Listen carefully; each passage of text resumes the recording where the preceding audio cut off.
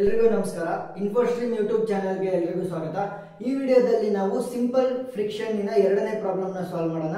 So friction ಅಲ್ಲೇ simple friction ಇರಬಹುದು, ladder friction, wedge friction, belt friction. So 4 type frictions ಬರುತ್ತೆ. So ಅದರ ಎಲ್ಲಾ ವಿಡಿಯೋಗಳ ಲಿಂಕ್ ಅನ್ನು ನಾನು ಡಿಸ್ಕ್ರಿಪ್ಷನ್ ನಲ್ಲಿ ಕೊಟ್ಟಿರ್ತೀನಿ. ಈಗ ಸಿಂಪಲ್ ಫ್ರಿಕ್ಷನ್ ಇನ ಎರಡನೇ ಪ್ರಾಬ್ಲಮ್ ಏನ್ ಹೇಳುತ್ತೆ, figure shows an arrangement of just moving block of weight W. Just moving block of weight W. Weight ಈ ಬ್ಲಾಕ್ ನೆಕ್ಸ್ಟ್ ಹಾರಿಜಾಂಟಲಿ ಅಂದ್ರೆ ಏನು, ಹೀಗೆ ಅಥವಾ ಹೀಗೆ ಎರಡು ರೀತಿ ಹೋಗ್ಬೋದು. ಸೊ ಹಾರಿಜಾಂಟಲ್ ಅಂದ್ರೆ ಈ ರೀತಿ ಹೋಗೋದು, ವರ್ಟಿಕಲ್ ಅಂದ್ರೆ ಮೇಲೆ ಕೆಳಗಡೆ ಹೋಗುವಂತದ್ದು. Next an effort of 40 newton just to move the block. ಈ ಬ್ಲಾಕ್ ನ ಸ್ವಲ್ಪ ಮೂವ್ ಮಾಡೋದಕ್ಕೆ ಇದೇನಂತ ಕರಿತೀವಿ, ಪುಲ್ಲಿ ಅಂತ ಕರಿತೀವಿ. ಈ ಪುಲ್ಲಿನ ಯೂಸ್ ಮಾಡಿಕೊಂಡು ನಾವು ಇಲ್ಲಿ ಒಂದು ಟೆನ್ಷನ್ ಅನ್ನ ಹಾಕಿರ್ತೀವಿ. ಒಂದು ವೆಯ್ಟ್ ಅನ್ನ ಕೊಟ್ಟಾಗ ಈ ಟೆನ್ಷನ್ ಮುಖಾಂತರ ಇದು ಎಳೆಯುತ್ತೆ. ಅವಾಗ ಏನಾಗುತ್ತೆ, ಈ ಬ್ಲಾಕ್ ಸ್ವಲ್ಪ ಮೂವ್ ಆಗುತ್ತೆ. If coefficient of the static friction is 0.30. So static friction ಅಂದ್ರೇನು, mu is equal to 0.3 coefficient of the friction. ಅದು determine the weight of the block. Determine the weight of the block. ಈಗ ಈ problem friction ಇನ ಯಾವುದೇ problem solve ಮಾಡೋದಕ್ಕೆ ನಮಗೆ equilibrium ಎರಡು condition ಮತ್ತೆ ಒಂದು ಫ್ರಿಕ್ಷನ್ ಇನ ಫಾರ್ಮುಲಾ ಗೊತ್ತಿರಬೇಕು. ಏನು, summation of F of X is equal to 0, summation of F of Y is equal to 0. ಇವೆರಡು ಈಕ್ವಿಲಿಬ್ರಿಯಂ ಇನ ಎರಡು ಕಂಡೀಷನ್ಗಳು.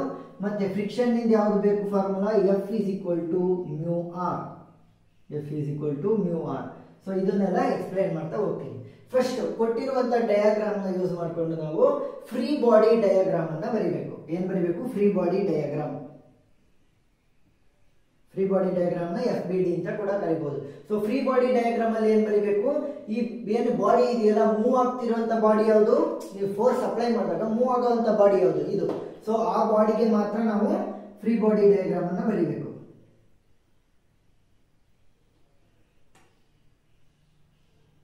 ಈಗ ಇದರ ಎಷ್ಟು weight, just moving block of weight W. So weight ನ ಏನ್ ಮಾಡ್ಬೇಕು ಅಂತಂದ್ರೆ ಸೆಂಟ್ರಲಿ ವರ್ಟಿಕಲಿ ಡೌನ್ವರ್ಡ್ಸ್ ತೋರಿಸ್ಬೇಕು. ಯಾವ್ದನ್ನ, ವೇಟ್ W. ಸೊ ವೇಟ್ ನ ಯಾಕೆ ತೋರಿಸ್ಬೇಕು, ಸೆಂಟರ್ ಅಲ್ಲಿ ವರ್ಟಿಕಲಿ ಡೌನ್ವರ್ಡ್ ಅಲ್ಲಿ ಮತ್ತೆ ಸೆಂಟರ್ ಅಲ್ಲಿ ತೋರಿಸ್ಬೇಕು.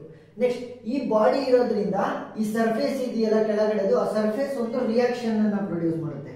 ಸೊ ಅದನ್ನ ಏನಂತ ಕರಿತೀವಿ, ಸರ್ಫೇಸ್ ರಿಯಾಕ್ಷನ್ ಆರ್ ಅಥವಾ ನಾರ್ಮಲ್ ರಿಯಾಕ್ಷನ್ ಅಂತಾನೂ ಕೂಡ ಕರೀತಾರೆ. ಈಗ ಎರಡು ರಿಯಾಕ್ಷನ್ ಆಯ್ತು ಈ ಬಾಡಿಗೆ. ನೆಕ್ಸ್ಟ್ ಏನಾಗ್ತಾ ಇದೆ, ಈ ಒಂದು ವೆಯ್ಟ್ ಇಲ್ಲಿ ಟೆನ್ಷನ್ ನ ಪ್ರೊಡ್ಯೂಸ್ ಮಾಡ್ತಾ ಇರುತ್ತೆ. ಈ ರೋಪ್ ಅಥವಾ ಇರ್ಬೋದು ಅಥವಾ ಬೆಲ್ಟ್ ಏನಂತನಾದ್ರೂ ಕರೀರಿ. ಸೊ ಏನ್ ಮಾಡುತ್ತೆ, ಇಲ್ಲಿ ಟೆನ್ಷನ್ ಅನ್ನ ಕ್ರಿಯೇಟ್ ಮಾಡುತ್ತೆ. ಎಷ್ಟು ಟೆನ್ಷನ್ ಅನ್ನ ಕ್ರಿಯೇಟ್ ಮಾಡುತ್ತೆ, ಇದೇ 40 ನ್ಯೂಟನ್ ಟೆನ್ಷನ್ ಅನ್ನ ಕ್ರಿಯೇಟ್ ಮಾಡುತ್ತೆ. ಇಲ್ಲಿ 40 ನ್ಯೂಟನ್ ಟೆನ್ಷನ್ ಕ್ರಿಯೇಟ್ ಆಗಿದ್ರೆ ಇಲ್ಲಿ ಎಷ್ಟು ಕ್ರಿಯೇಟ್ ಆಗಿರುತ್ತೆ, ಇಲ್ಲೂ ಕೂಡ ಸೇಮ್ ಟೆನ್ಷನ್ ಕ್ರಿಯೇಟ್ ಆಗಿರುತ್ತೆ. 40 ನ್ಯೂಟನ್ ಟೆನ್ಷನ್ ಕ್ರಿಯೇಟ್ ಆಗಿರುತ್ತೆ. ಸೊ ಇವಾಗ ಇದನ್ನು ಕೂಡ ನಾವು ಫ್ರೀ ಬಾಡಿ ಡಯಾಗ್ರಾಮ್ ಅಲ್ಲಿ ಯೂಸ್ ಮಾಡ್ಕೋಬೇಕು. ಸೊ ಫ್ರೀ ಬಾಡಿ ಡಯಾಗ್ರಾಮ್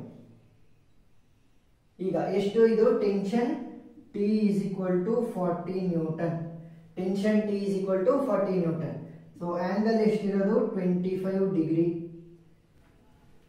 ಈಗ ಈ ಟೆನ್ಷನ್ ಏನ್ ಮಾಡುತ್ತೆ, ಈ ವೆಯ್ಟ್ ನ ಮುಖಾಂತರ ಎಳೆದಾಗ ಬಾಕ್ಸ್ ಈ ಬಾಡಿ ಏನಾಗಿದೆ ಒಂಚೂರು ಈ ಕಡೆ ಬರುತ್ತೆ. ಯಾಕೆ, ಇದು ಎಳಿತಾ ಇರೋದ್ರಿಂದ ಈಗ ಒಂಚೂರು ಈ ಕಡೆ ಬರುತ್ತೆ. ಈ ಕಡೆ ಬಂದಾಗ ಮೋಷನ್ ಯಾವ ಕಡೆ ಆಗ್ತಾ ಇದೆ, ಮೋಷನ್ ಅಂದ್ರೆ ಮೂಮೆಂಟಮ್ ಯಾವ ಕಡೆ ಮೂವ್ ಆಗ್ತಾ ಇದೆ, ನಮ್ಮ ಬಾಡಿ ಈ ಕಡೆ ಬಲಗಡೆ ಮೂವ್ ಆಗುತ್ತೆ. ನೋಡಿ ಇಲ್ಲಿ ಇದು ಎಳೆದ ತಕ್ಷಣ ಈ ಕಡೆ ಮೂವ್ ಆಗುತ್ತೆ. ಸೊ ಬಲಗಡೆ ಮೋಷನ್ ಆಗ್ತಾ ಇದೆ.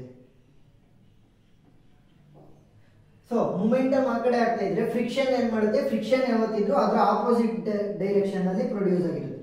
So friction F. So body ಈ ಕಡೆ ಮೂವ್ ಆಗ್ತಿರೋದ್ರಿಂದ ಆ ಸರ್ಫೇಸ್ ಮತ್ತೆ ಬಾಡಿ ಮಧ್ಯೆ ಒಂದು ಫ್ರಿಕ್ಷನ್ ಕ್ರಿಯೇಟ್ ಆಗುತ್ತೆ. ಸೊ ಫ್ರಿಕ್ಷನ್ ಏನ್ ಮಾಡುತ್ತೆ, ಅದನ್ನ ಆ ಮೂಮೆಂಟಮ್ ನ ಆಪೋಸ್ ಮಾಡುತ್ತೆ, ಆಗದಂಗೆ ಆಪೋಸ್ ಮಾಡೋದಕ್ಕೆ ಟ್ರೈ ಮಾಡುತ್ತೆ. ಅದೇನಾಗುತ್ತೆ, ಬಾಡಿ ಈ ಕಡೆ ಮೂವ್ ಆದ್ರೆ ಫ್ರಿಕ್ಷನ್ ಈ ಕಡೆ ಪ್ರೊಡ್ಯೂಸ್ ಆಗ್ತಾ ಹೋಗುತ್ತೆ ಬಾಡಿನ ಸ್ಟಾಪ್ ಮಾಡೋದಕ್ಕೆ. ಸೊ ಫ್ರಿಕ್ಷನ್ ಈ ಕಡೆ, ಮೂಮೆಂಟಮ್ ಈ ಕಡೆ. ಸೊ ಇದೇನ್ ಬೇಡ, ತೋರಿಸಿದ್ದಷ್ಟೇ ಫ್ರಿಕ್ಷನ್ ಯಾವ ಕಡೆ ಬರುತ್ತೆ ಅಂತ ನೋಡೋದಕ್ಕೆ. ಈಗ ಈ 3 ಕಂಡೀಷನ್ ಅಲ್ಲಿ ಸಾಲ್ವ್ ಮಾಡ್ತಾ ಬರೋಣ. ಮೊದಲನೇ ಕಂಡೀಷನ್ ಏನು, summation of F of X is equal to 0. Summation of F of X ಅಂತಂದ್ರೆ ಏನು, ಪ್ರತಿಯೊಂದು ಹಾರಿಜಾಂಟಲ್ ಫೋರ್ಸಸ್ ಗಳ ಸಮೇಷನ್. ಹಾರಿಜಾಂಟಲ್ ಫೋರ್ಸ್ ಅಂದ್ರೆ ನೋಡಿ, ಇದು ಎಡಗಡೆ ಹೋಗ್ತಾ ಇದೆ, ನೆಕ್ಸ್ಟ್ ಎಡಗಡೆ ಅಥವಾ ಬಲಗಡೆ ಹೋಗ್ತಿರುವಂಥದ್ದು, ಬಲಗಡೆ ಅಥವಾ ಎಡಗಡೆ ಹೋಗ್ತಿರುವಂತ ಫೋರ್ಸಸ್ಗಳನ್ನ ಹಾರಿಜಾಂಟಲ್ ಫೋರ್ಸ್ ಅಂತೀವಿ. ಮೇಲ್ಗಡೆ ಮತ್ತೆ ಕೆಳಗಡೆ ಹೋಗ್ತಿರುವಂತ ಫೋರ್ಸಸ್ಗಳನ್ನ ವರ್ಟಿಕಲ್ ಫೋರ್ಸ್ ಅಂತ ಕರಿತೀವಿ. ಈಗ ಹಾರಿಜಾಂಟಲ್ ಫೋರ್ಸಸ್ ನಾನು ಕನ್ಸಿಡರ್ ಮಾಡಬೇಕು, ಆದ್ರೆ ಹಾರಿಜಾಂಟಲ್ ಫೋರ್ಸ್ ಅಥವಾ ವರ್ಟಿಕಲ್ ಫೋರ್ಸ್ ನಾನು ಕನ್ಸಿಡರ್ ಮಾಡಬೇಕು. ಆದ್ರೆ ಇಲ್ಲಿ ಒಂದು ಇನ್ಕ್ಲೈನ್ ಫೋರ್ಸ್ ಇದೆ. ಇನ್ಕ್ಲೈನ್ ಫೋರ್ಸ್ ಅಂದ್ರೇನು, ಒಂದು ಸ್ಪೆಸಿಫಿಕ್ ಆಂಗಲ್ ಅಲ್ಲಿ ಅದು ಬೆಂಡ್ ಆಗಿರುತ್ತೆ. ಸೊ ಇವಾಗ ಈ ಇನ್ಕ್ಲೈನ್ ಫೋರ್ಸ್ ನಾನು ರಿಸಾಲ್ವ್ ಮಾಡಬೇಕು. ಹೇಗೆ ರಿಸಾಲ್ವ್ ಮಾಡಬೇಕು ಅಂತಂದ್ರೆ, ನಾನು ಇದು ಈ ಇನ್ಕ್ಲೈನ್ ಫೋರ್ಸಸ್ ಅನ್ನ ಹಾರಿಜಾಂಟಲ್ ಮತ್ತೆ ವರ್ಟಿಕಲ್ ಫೋರ್ಸಸ್ ಗಳಾಗಿ ಕನ್ವರ್ಟ್ ಮಾಡಬೇಕು. ಸೊ ಫೋರ್ಸಸ್ ಗಳ ಕನ್ವರ್ಟ್ ಮಾಡ್ಬೇಕಾದ್ರೆ ನಾನು ಡೈರೆಕ್ಷನ್ ಏಕೆ ಹೊರಗಡೆ ತೋರಿಸಿದೆ ಅಂದ್ರೆ, ನೋಡಿ ಈ ವೆಯ್ಟ್ ಇದನ್ನ ಎಳೆದಾಗ ಯಾವ ಕಡೆ ಮೂವ್ ಆಗ್ತಾ ಇದೆ, ಈ ಕಡೆ ಮೂವ್ ಆಗ್ತಾ ಇದೆ, ಅಂದ್ರೆ ಈ ರೀತಿ. ಸೊ ಅದಕ್ಕೋಸ್ಕರ ನಾನು ಹೊರಗಡೆ ಔಟ್ವರ್ಡ್ ತೋರಿಸಿದ್ದೀನಿ. ಹೇಗೆ ಬರಿಬೇಕು, 40 ಫಸ್ಟ್ ಫೋರ್ಸ್ ನ ಬರೀರಿ 40. ನೆಕ್ಸ್ಟ್ ಹಾರಿಜಾಂಟಲ್ ಫೋರ್ಸ್ ಏನಾಗಿರುತ್ತೆ, ಕಾಸ್ 25 ಡಿಗ್ರಿ. ನೆಕ್ಸ್ಟ್ ವರ್ಟಿಕಲ್ ಫೋರ್ಸ್ ಏನಾಗುತ್ತೆ, 40 ಸೈನ್ 25 ಡಿಗ್ರಿ. ನೋಡಿ ಹಾರಿಜಾಂಟಲ್ ಫೋರ್ಸ್ಗೆ ಕಾಸ್ ಯೂಸ್ ಮಾಡಬೇಕು, ವರ್ಟಿಕಲ್ ಫೋರ್ಸ್ಗೆ ಸೈನ್ ನ ಯೂಸ್ ಮಾಡಬೇಕು. ಈಗ ಇದನ್ನ ಯೂಸ್ ಮಾಡಿಕೊಂಡು ಹಾರಿಜಾಂಟಲ್ ಫೋರ್ಸಸ್ ಗಳು ಯಾವ್ಯಾವ ಇದಾವೆ, ಒಂದು friction F, next 40 cos 25 degree. So 0 is equal to summation of F of X 0 ಅಲ್ವಾ, ಅದಕ್ಕೆ. ಸೊ ಎಫ್ ಆಫ್ ಎಕ್ಸ್ ನ ಕಂಡುಹಿಡಿಬೇಕಾದ್ರೆ ಬಲಗಡೆ ಹೋಗ್ತಾ ಇದ್ರೆ ಪಾಸಿಟಿವ್, ಎಡಗಡೆ ಹೋಗ್ತಿದ್ರೆ ನೆಗೆಟಿವ್. ಹಾರಿಜಾಂಟಲ್ ಫೋರ್ಸ್ ಗಳು ಬಲಗಡೆ ಹೋಗ್ತಿದ್ರೆ ಪಾಸಿಟಿವ್, ಎಡಗಡೆ ಹೋಗ್ತಿದ್ರೆ ನೆಗೆಟಿವ್. ಫಸ್ಟ್ ಫ್ರಿಕ್ಷನ್ ಏನ್ ಮಾಡ್ತಾ ಇದೆ, ಎಡಗಡೆ ಹೋಗ್ತಾ ಇದೆ, so minus F. Next 40 cos 25 ಏನ್ ಮಾಡ್ತಾ ಇದೆ, ಬಲಗಡೆ ಹೋಗ್ತಾ ಇದೆ, ಸೊ ಪ್ಲಸ್ 40 ಕಾಸ್ 25 ಡಿಗ್ರಿ. ಈಗ ಮೈನಸ್ ಎಫ್ ನ ಈ ಕಡೆ ತಂದ್ರೆ ಏನಾಗುತ್ತೆ, plus F. Plus F plus 0 ಅಂದ್ರೆ ಪ್ಲಸ್ ಎಫ್ ಮಾತ್ರ ಉಳ್ಕೊಳ್ಳುತ್ತೆ. So F is equal to 40 cos 25 degree. So value ಏನಾಗುತ್ತೆ ಇದ್ರದ್ದು, 40 ಕಾಸ್ 25 36.95 ಡಿಗ್ರಿ. ಯಾವ್ದ್ರ ವ್ಯಾಲ್ಯೂ ಸಿಕ್ತು ನನಗೆ, ಫ್ರಿಕ್ಷನ್ ಎಫ್ ವ್ಯಾಲ್ಯೂ ಸಿಕ್ತು. ಎಷ್ಟು, 36.95 ಡಿಗ್ರಿ. ಸಾರಿ ಡಿಗ್ರಿ ಅಲ್ಲ, ಡಿಗ್ರಿ ಅಲ್ಲ, 36.95 ಫ್ರಿಕ್ಷನ್ ಅಲ್ವಾ.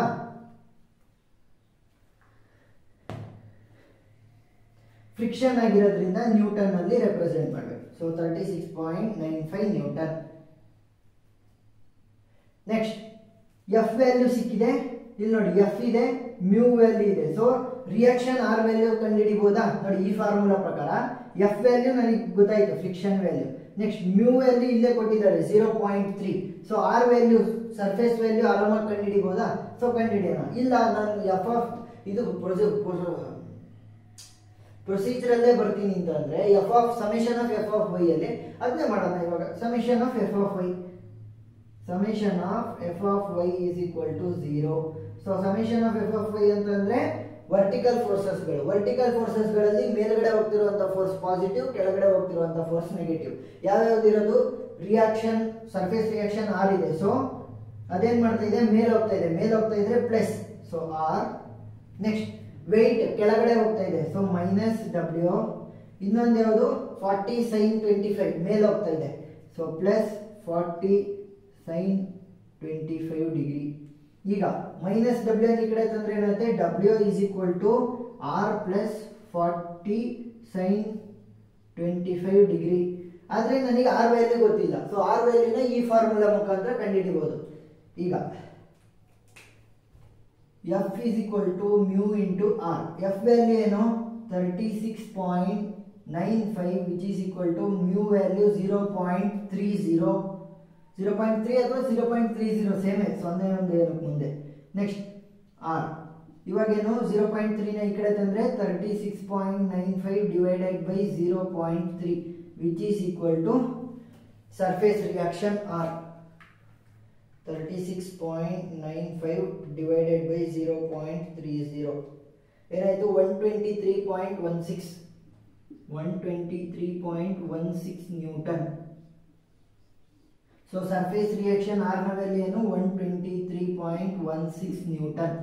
ಈಗ ಆರ್ ವ್ಯಾಲ್ಯೂ ಸಿಕ್ತು, ಆರ್ ವ್ಯಾಲ್ಯೂ ಸಬ್ಸ್ಟಿಟ್ಯೂಟ್ ಮಾಡಿದ್ರೆ ಡಬ್ಲ್ಯೂ ವ್ಯಾಲ್ಯೂ ಸಿಗುತ್ತೆ.